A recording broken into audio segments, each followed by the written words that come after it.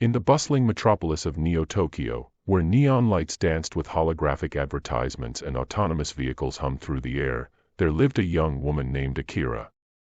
By day, she was a brilliant quantum physicist, pushing the boundaries of our understanding of reality.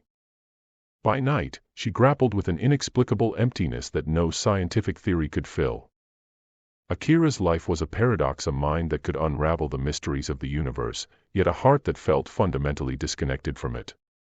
She lived in a sleek apartment on the 200th floor of a towering skyscraper, surrounded by cutting-edge technology and artificial intelligence. But despite the constant connectivity, she had never felt more alone. One particularly frustrating evening, after a failed experiment at the lab, Akira found herself wandering the crowded streets of the city. The cacophony of sounds and the sea of faces blurred into a meaningless tapestry of existence. As she walked, lost in thought, she barely noticed when she stepped into a small, anachronistic tea shop tucked between two gleaming buildings.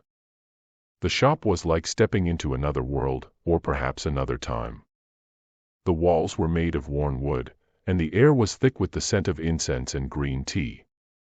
Behind the counter stood an old man with a serene face, his eyes twinkling with an inexplicable mirth.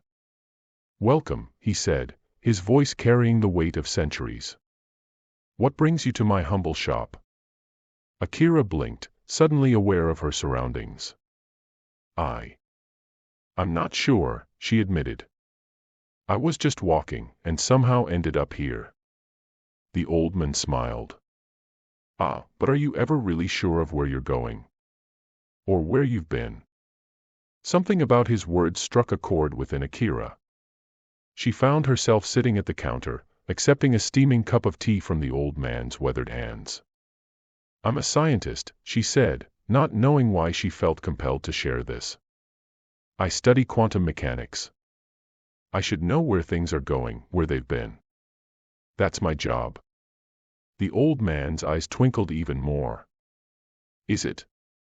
And tell me, in your studies of the smallest parts of our universe, have you found certainty?"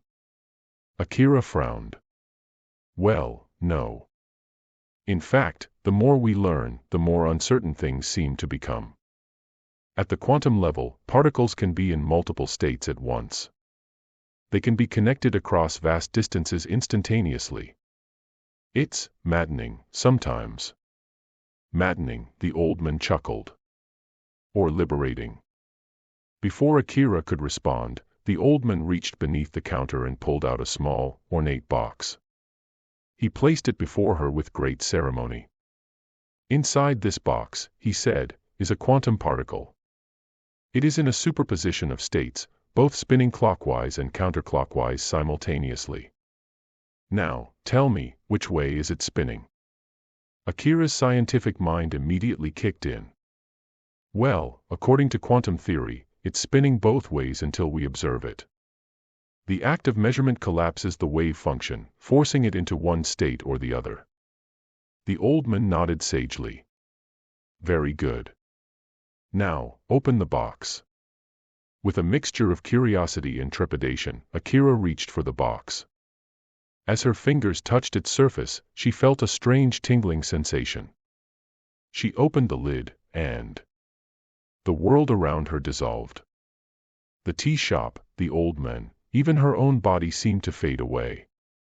Akira found herself floating in a void, surrounded by swirling patterns of light and energy. She could see particles popping in and out of existence, waves of probability collapsing and expanding. And in that moment, she understood.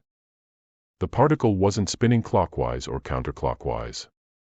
It wasn't spinning at all. The very concept of spinning was a limitation of human perception, an attempt to force the ineffable nature of reality into comprehensible terms. As this realization washed over her, Akira felt a profound shift in her consciousness. The boundaries between herself and the universe began to blur.